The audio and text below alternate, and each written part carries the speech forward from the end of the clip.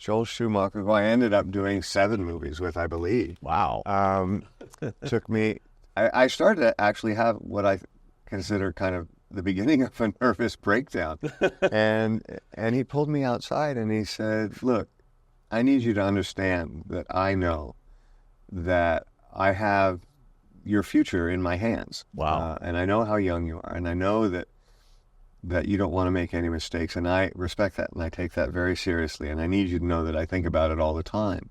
But I also know what I'm doing, and I need you to trust me. Mm-hmm. And I need you to have faith that I'm going to do this right and that this is going to work." Wow. And I took a long beat, and I went, "Oh, okay, I will." And it was kind of a fantastic moment because it was the first time I kind of surrendered to a filmmaker.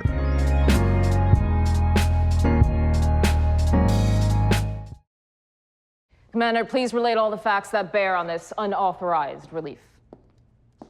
Okay, well, the Caine sortied from Bahrain on December 16th. Our mission was to sweep for mines from Persian Gulf through the Straits of Hormuz when a cyclone came along. The operation was canceled, and the boat started to maneuver to evade the storm. The storm was traveling due west. What was the date and time of that course change? Well, that would be early morning of the 18th, ma'am. And as I say, the storm was pretty bad at that point. Visibility was almost zero. Couldn't see any of the other ships in the detachment. And we were sailing blind through the rain and the spray, and with the wind and the sea and all, we had to maneuver using engines and rudders to hold the evasion course that had been ordered. But we were doing fine. My executive officer, however, pretty early in the game began to show unusual symptoms of nervousness. What were these symptoms? Well, for example, he started talking pretty early. Couldn't have been more than a half an hour after the ship started running south that we needed to operate independently and come around to the north. Why did he want to do that? Well, to give you the picture, the cyclone was coming at us from the east. We were on the western edge of it, which means where we were, the wind was from due north. Now, the Commodore, of course, was running south with the wind to get out of the storm's path, which was in accordance with all existing storm doctrine. My exec, however, insisted that our ship was on the verge of foundering and that we had better turn into the wind, which was the north, if we were to survive. Now, of course, we weren't in that bad a shape, and that's what I mean by nervousness. What was your objection to coming north, as your executive officer suggested? Well, everything was wrong with that idea that could be wrong with it. I mean, in the first place, my orders were to proceed south. My ship wasn't in danger. It was functioning normally. To drop out of station and act independently under those circumstances is out of the question, and to come around north would be to head the ship directly into the heart of the cyclone. It was a senseless suggestion, and under the circumstances, almost suicidal. Now, I have since checked all of my decisions of December 18th with the finest ship handlers I know, ranking all the way up to Rear Admiral, and unanimously, they agreed that the only course in that situation was south. Commander, your last remark was hearsay. Oh, I'm sorry, I'm not up on these legal distinctions as well as I should be, I guess. It's perfectly all right. Welcome to the actor's side. Today, I have somebody here who has won 2 Emmys, Golden Globes, 2 SAG Awards. That's all for incredible work as Jack Bauer. Yeah. Thank you. Which everyone knows, and so many other things. King of the 80s and beyond for 40 years in this business. This is Kiefer Sutherland. Welcome. Well, thank you very much for having me. Thanks. Yeah, and we're here to talk about also the Caine Mutiny Court-Martial, which is an incredible project that you were involved in this year. Thank you. With the late, great William Friedkin, who directed it. Yeah. And I want to talk about all that. But when I looked at your credits, your career, it's extraordinary. You know, I think Kiefer Sutherland, but man, you've been around, and I have. You've done it. I've been so fortunate. I was doing a couple other interviews for the Caine Mutiny Court-Martial, and one of them was with Jerry O'Connell, who was on The Talk. Oh my God! So we started reminiscing about Stand By Me, and it was so nice to see him and someone I consider a friend, but it also was so interesting to talk about what a huge impact that had on our lives. Yeah. And even though he was only 11 and maybe 12 when the film came out, I was only 17. Yeah. And I was just kind of, it put me in a position to kind of really think about how fortunate I've been and the opportunities that I've had.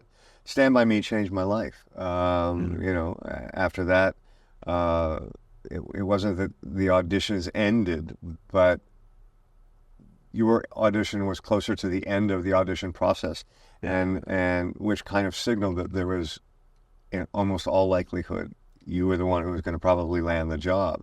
And so things just inherently became easier. And then I think of going from kind of Stand By Me to Lost Boys to Young Guns to Flatliners to Young Guns 2. And when I say king of the 80s, man, well, you did one after another. I was certainly, I had something going, and the danger was that I was so young that I just thought, okay, well, this is what it is, right? Yeah. And then the 90s kind of happened, and everything kind of, you know, every 10 years, I believe that the audience wants something different, and the studios and the producers want something different. And that was the beginning of my education of that this is, you know, that there's highs and lows. If you're fortunate enough to do this for as long as I have, which you're right, 40 years, there's going to be some ups and there's going to be some downs. And I think the nice thing about being where I'm at now is that it kind of all evens out in the end, and you don't have, you know, it's much different when I was younger and I had young children. The fear of not being able to sustain everything and sustain a career, which obviously everybody has those fears. Yeah. The nice thing about getting older is you kind of generally come to understand that things will work out some way. Yeah, exactly. So what was the Kiefer of Flatliners when you originally made that, and the Kiefer of Flatliners when you appeared in the remake? Right. Well, all those years, who knew you were making a movie that you're going to be around to do a remake, different role? Well, it's, Flatliners was an original story that I got. It was being produced by Michael Douglas, who I also consider a dear, dear friend. Doing Young Flatliners 2, Michael had called me up and said, I need you to do me a favor. And he asked me to be a part of it, and I said, yes, of course. The first film was just an amazing experience, my second experience with Joel Schumacher as a director. Yeah. Because he had made Lost Boys with me as well. It's an amazing story, actually. When we started to do Flatliners, I thought we were going to do a kind of a paper chase version, paper chase being a film. It was going to be a very serious kind of academic story, and that it would be rooted in kind of a very strong reality, because the story was not. And he actually approached it from the opposite angle. That he was going to create a visual world that was not really based in reality, that would allow this story to take place and have some kind of resonance in truth. And I remember I was running, it was like day 1 or 2 of filming, and I was running down a hallway, and out of the corner of my eye I saw this big silver box with like 50 gloves, rubber gloves coming out of it. I'm like, what the hell is that? And then I continue running, and on my left is, you know, a miniature Statue of Liberty's head. I'm like, what the hell? And then I turn the corner and I get to the room where we're supposed to be doing the experiment, and it looks like a Billy Idol video. I mean, there's lights coming up from the floor. I'm like, oh my God, I can't do this. This is ridiculous. And Joel Schumacher, who I ended up doing 7 movies with, I believe. Wow. Took me, I started to actually have what I consider kind of the beginning of a nervous breakdown.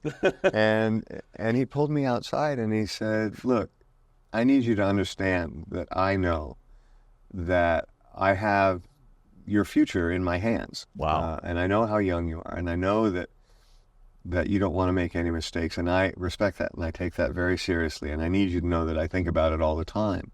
But I also know what I'm doing, and I need you to trust me. Mm-hmm. And I need you to have faith that I'm going to do this right and that this is going to work. Wow. And I took a long beat, and I went, oh, okay, I will. And it was kind of a fantastic moment because it was the first time I kind of surrendered to a filmmaker. Oh, that's interesting. Yeah. It was just okay. Like every instinct I have right now is telling me to run as fast as I can, but okay, I won't. And it was maybe the last film that I went to a screening of and watched the movie.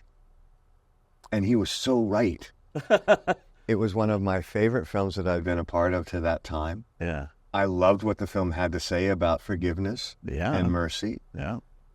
And he was absolutely right that if the world that this story was being told in wasn't a little quirky and stylized, then I don't think the story would have rang as true as it did. Right. And it was my first big lesson as an actor that I wasn't always right, and I didn't have all the answers, and that this is really a team sport. Yeah. And you're going to have to accept that and behave accordingly. And so it was a really, really powerful moment for me, and Flatliners will always have a very special place in my heart for that reason. Let me take you back. You just said that's the last time you watched yourself in a movie? Yeah. What's that about? Well, I think that started, unfortunately, with Stand By Me. You know, when you create a character, the character lives kind of in your mind because you're obviously not acting to a mirror. Yeah. And the character has a physical component and an emotional component and an intellectual component. And all of these things come together to create a character. And very often, the physicality of a character will be based on something either from your imagination or from another person. Stand By Me, you know, I wanted to look as kind of like Jimmy Dean of the 50s and kind of rebel without a cause and be the tough kind of guy that character required. And of course, I went to the cast and crew screening, and you're sitting there and you're like, that's me. You know, that's me. That's not what I wanted to do. Yeah. And so I remember looking at my friend at the time and said, if I don't get another job before this comes out, it's done. It's over. Wow. And they said, I really liked it. I looked at them, or you don't know what you're talking about. And of course, the film comes out that summer, and it's the biggest hit of the year, and it completely changes my life. So got nominated for Best Picture at the Oscars. So very, very quickly, I realized I don't know what I'm talking about, but that my insecurities kind of ran deep enough that it was probably better, unless there was a real problem with something, it was probably better that I don't look at it. Right. And it allowed me to be much freer in executing the choices I was making as an actor. And it's something that, you know, obviously with something like 24, I did for 8-9 years. I'm doing the ADR, which is the additional dialogue recording. So you see moments of everything that you're working on, whether you want to or not, because you're doing that. But for the most part, I've just tried to kind of avoid looking at things, again, unless there's a problem. Yeah. Because it allows me to kind of work from a much freer point of view than kind of, if I was constantly worried about the way I looked or that, I think it just would impede a lot of the other choices I wanted to make. Were you always destined in your mind to follow your father's footsteps into this business? It was Donald actually Sutherland, obviously. It was very much the opposite. I grew up with my mom in Toronto, Canada. I have a twin sister, and she and I would go to school, and then we would finish school and we would go to the theater wherever my mother was working, and then we would do our homework at the theater. We'd hear the play going on behind us, and then we'd all go home together and start another day. And so that was really what I grew up in. Right. Was my mom doing theater, and those were the people I knew, the costume designers and the stage managers, and that was the life that I thought was exciting. Mm-hmm. The people that were around my mother were incredibly funny, and they were alive. Right. They were alive in a way that was different than any of the other parents of the friends that I had. Oh yeah. And it was like the circus. And so I loved that idea, and I also really loved music. I started playing the violin from the time I was 4. Wow. My mother said if I played violin until I was 10, she would give me a guitar, so I did.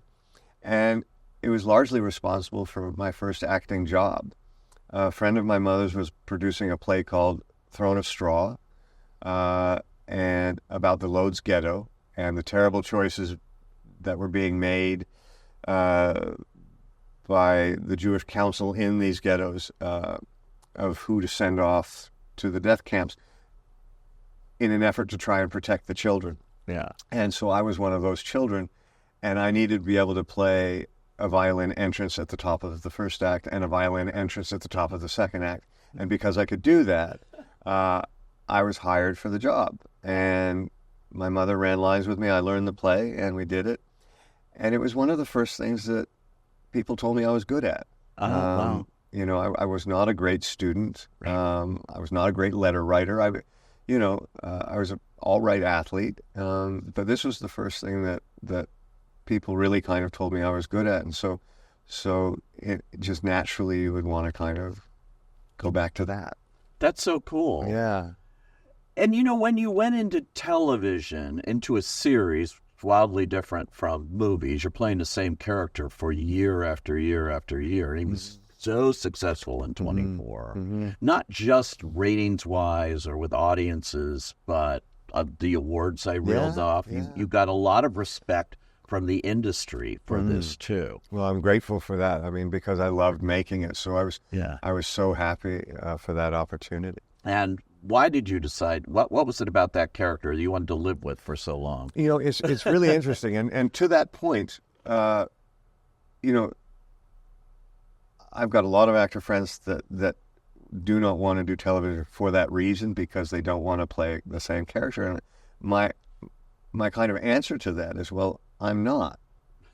You know, if you take a look at Jack Bauer in season 1, and you take a look at Jack Bauer in season 8, they're two incredibly different people. Yeah. And if you take a look at me from the time I was 20, and you take a look at me now, I'm an incredibly different person.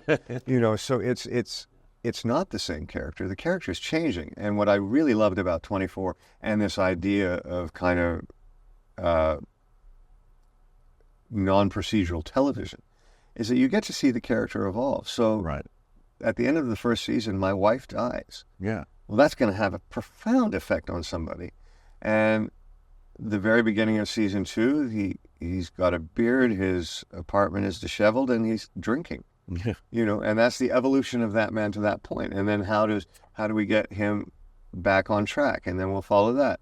And then another set of circumstances will happen, and they will have a profound effect on that character. So for me, it kept constantly changing, but I was focused on the minutiae of the character instead of creating a whole new one. And I really loved that. Yeah. That was one of the most exciting things I'd ever experienced. When I started as an actor, I would have to say Robert De Niro was considered kind of the perfect career, right? Every film that he made was an event and a thing, you know, and he was really making about one movie every 3 years. Yeah. And so that was what all the young actors were like, that's what we've got to do, and that's the best way to do that. Sometimes economically you couldn't afford to do that, so you would do, you know, one film a year.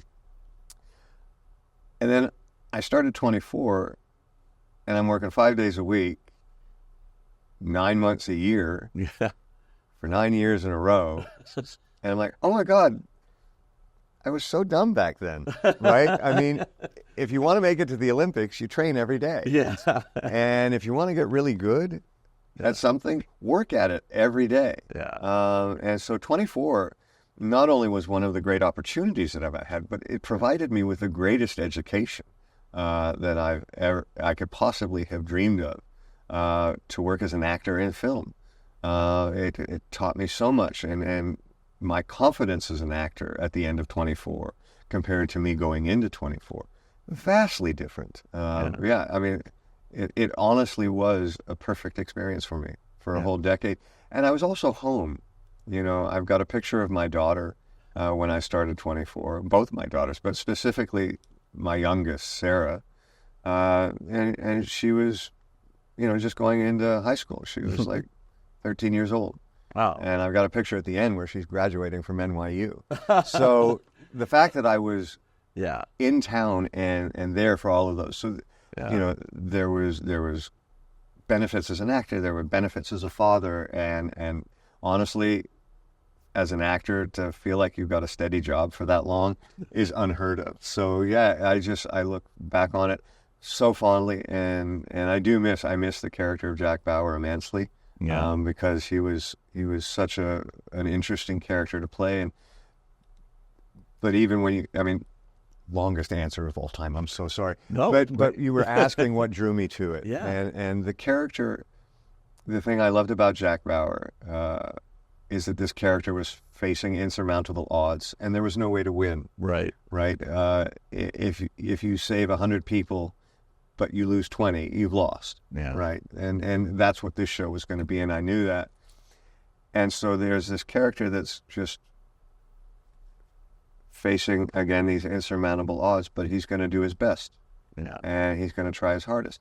And it doesn't mean that everything he does is going to be right, and it doesn't mean that every decision he makes is going to be right. But in the circumstances, he's going to do the best he possibly can.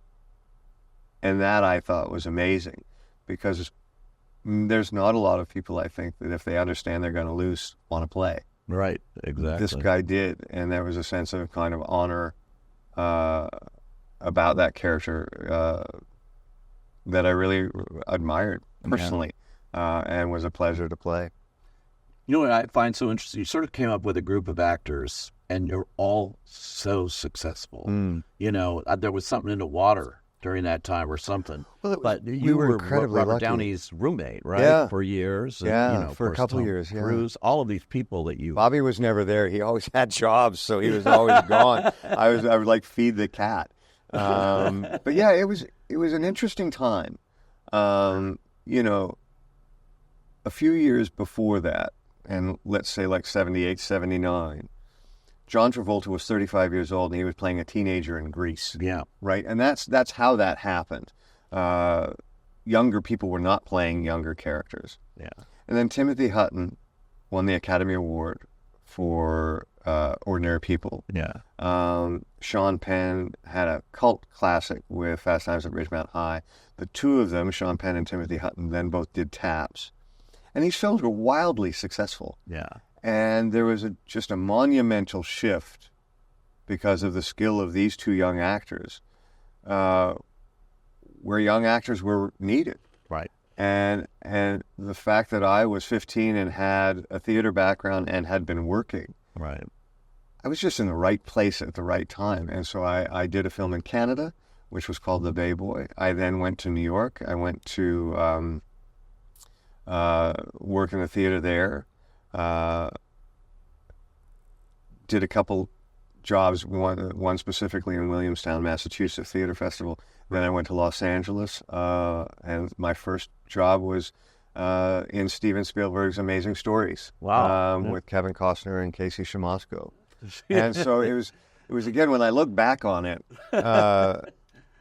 so incredibly fortunate that that's the first person you get to work with. Yeah. And the amazing thing about working for Mr. Spielberg is that for the next year until that project comes out, you're in high demand, because if Mr. Spielberg wants you, then Everyone. Everyone should want you, because he can get whoever he wants. Yeah. And so that helped me immensely. Wow. To get Stand By Me. And again, it was just, I can't go on enough about how fortunate I was to be in the right place at the right time. And the industry was changing. Yeah. And it was like, I'm here, you know, and just been, and just the people that I've been able to work with, you know, when I think about it, and that we were all kind of going through this at the same time for the first time, and it was so exciting. And Yeah. and I got to watch dreams come true, including some of my own. It's so great, and you're all getting your due, well deserved. And now the Caine Mutiny court martial, I mean, to be in the presence of William Friedkin, who I'm just such a fan of his films. I mean, too. Those movies that he made, from French Connection to Live and Die in L.A., I particularly love. Me too. The Exorcist, obviously. Sorcerer, which was not appreciated when it came out, now is. Yeah. And this is still, turns out to be, we didn't know that, the last thing. It's, you know, the French Connection I went and saw when I was 15 years old. And as I said earlier, I was quite committed to a life in the theater because it's what I'd grown up kind of watching and being surrounded by. Yeah. And I saw this movie, and it was so visceral to me, and it was so dynamic. And Gene Hackman's performance was just so aggressive, and it was so perfectly balanced with Roy Scheider's performance. And I want to tell stories like that. Yeah. And so Mr. Friedkin's work kind of pushed me in a direction that I hadn't planned on going into. But also the fact that, you know, I kept kind of going over the fact that he changed the landscape of cinema Yeah. 2 times in a period of 3 years. That's true. The genre of the thriller was forever changed by The French Connection. Yeah. And the genre of the horror film was forever changed by The Exorcist, which he made 3 years later. I mean, his understanding of the written word and how it combines with the physicality of a character and how it combines with the backdrop of a set and how his camera movement is going to articulate to you what's important at any given moment. And he did that beautifully. A perfect example in the Caine Mutiny is that the coverage for the first testimony was much closer than the coverage for the second testimony. The coverage for the second testimony makes me look smaller in the chair. And you start to watch this character become smaller and smaller and smaller and smaller I know. as he's confronted with the reality of who he is as opposed to who he wants to be. And it's such a powerful visual statement that he makes as a director. And you as an actor. Well, thank you. Because I had just seen 2 months before, again, the Caine Mutiny with Bogey. Yeah. And all of that. It's a great movie. Brilliant performance. Yeah. Fantastic, and it's different. So I'm watching this and I'm going, like, well, this is a completely different take on Queeg. I look at this guy, I feel empathy. He's sad. Yeah. He's a sad guy. You know, that comes across here in this. Well, thank you. It's it's a heartbreaking thing, and it happens to all people. I think we all have a vision of ourselves that's aspirational. Right. A vision of ourselves, and this is who I want to be. And I think we often conflate who we want to be with who we really are. Yeah. And hopefully, you know, this is something that you're confronted with as you're getting older. And hopefully the person that you want to be is not very far from the person that you really are. Yeah. And unfortunately for Commander Queeg, the gap is pretty significant. And that's what he's being confronted with during the process of this trial. The other thing that he's being confronted with, which also happens to everybody, and it happens to us as we get older, is our sense of relevance. You know, are you relevant? Right. And and as our relevance starts to kind of decrease. Yeah. And he's confronted with that as well, that during World War II, putting up with maybe some of his idiosyncrasies was not such a big deal because the Navy needed him. They needed everyone they could get. At this point in his life, if he's an embarrassment, they'd like to just kind of sweep him away quietly as possible. And I think when you're confronted with the fact that you are no longer as relevant as you used to be, that's also a heartbreaking moment. And he's experiencing both of these things at the same time in public at a trial. And it crushes him, as it would crush anybody. And so I had great empathy for that character because I'm going through those things in my own life. and it was such an exciting opportunity to try and kind of deal with those kind of very big moments in someone's life and have them happen kind of almost at the exact same time in a public sphere, if you will. And it was fascinating to play with that. And then, and obviously Mr. Friedkin has his opinions of the material as well, and we talked about that. But that whole second, the whole second testimony Yeah. was done in one take. Wow. Yeah, it was done in one take. You got it all. It's like doing a play, I guess.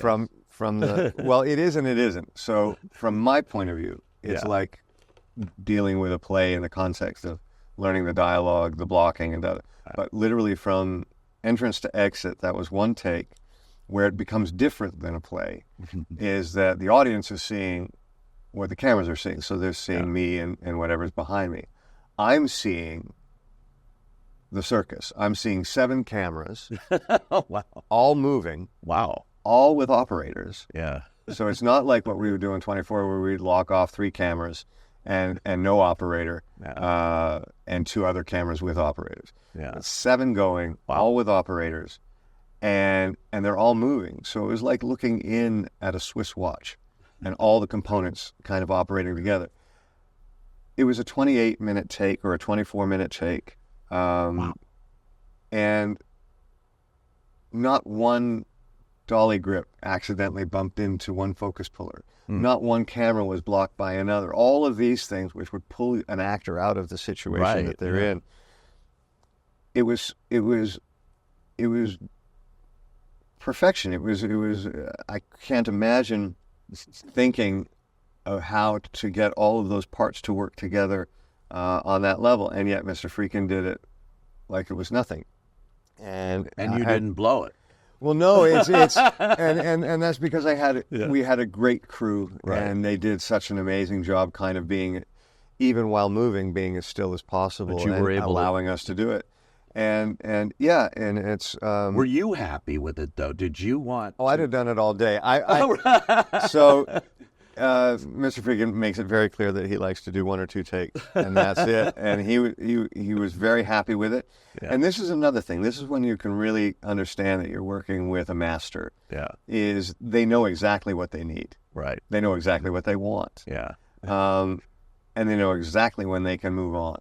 Yeah. And he wanted to move on, and I worked really hard on this. I was like, I'd like to do another one if that's all right. Yeah.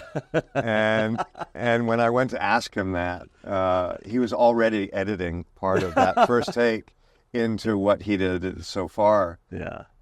And he said, sure, of course. And so he let me do the second one, and halfway through the scene,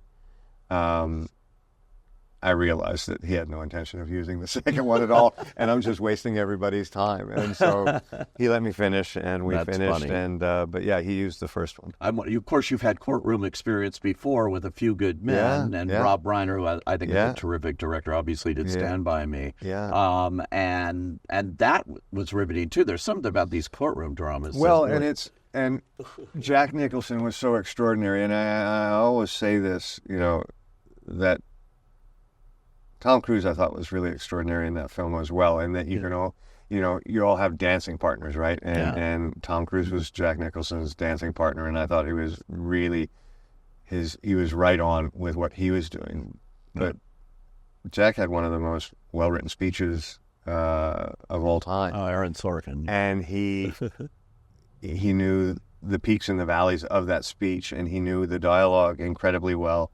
I don't know exactly how long they had scheduled to shoot this sequence, but it was certainly more than a day. And it was the only time I've ever gone in on a day off to watch the filming of something. Oh, yeah. I wasn't alone. There were more actors and people that had that day off, and even actors from other films that were coming in to kind of watch what was going to happen. Yeah. And Mr. Nicholson just gave a performance of a lifetime, in my opinion, and you could see that Rob Reiner was really impressed, because normally people warm up to a moment like that. Yeah. And I remember him asking if Mr. Nicholson would do it again. He said, "We're here." So they did it again, and I honestly think it was only 2. I hope I'm not wrong, but I do remember at some point, Rob, well, I've got nothing left, so we're done. And I remember everybody wrapped early. Yeah. So it's because the height, any kind of trial sequence, right? Yeah. The stakes are so high. Yeah. Someone's freedom is at stake. Someone's future is at stake. Right. In a big way that those dynamics allow for great writing and for great performances. Yeah. So, Are you not doing another courtroom thing right now? Well, I'm not. Yeah, so it's an interesting kind of the two goalposts. So for the Caine Mutiny, I was so honored to have Mr. Friedkin call and ask me if I would do the project with him, and of course my answer, without hesitation, was absolutely. I can't wait. I had read that Clint Eastwood was making his last film, and it was called Juror Number 2, and I wrote him a letter, basically saying I wanted to work with you my whole career, and that just hasn't worked out. But if you happen to have a small part in this film that's not filled yet, I would like to ask for that, and if not, I completely understand, and I wish you the best. And about a week later, they called me up and said he liked my letter, and they gave me a very nice part, and somewhat pivotal, because it's called Juror Number 2. Juror Number 2. That's why I'm at. Yeah.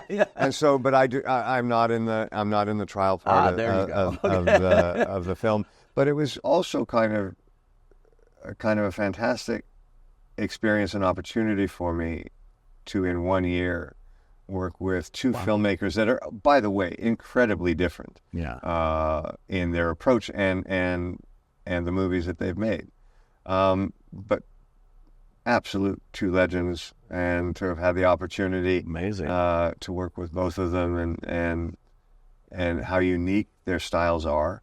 Those are just moments where you just start learning stuff. It's amazing, and considering Eastwood's 94 now, something like that. Yeah, in fact, he had his birthday on that film. Still doing it. Yeah, absolutely. And I think that keeps you going when you keep going, right? Yeah. Man. Well, I hope you keep doing it. Thank you. And it's been so much fun to have you here on the actors' side. The Caine Mutiny Court Martial. If you haven't seen it, it's Paramount Plus, Showtime, and definitely a must-see. Thank you, Kiefer Sutherland. Thank you so much, man. Real pleasure to see you again. Yeah, you too.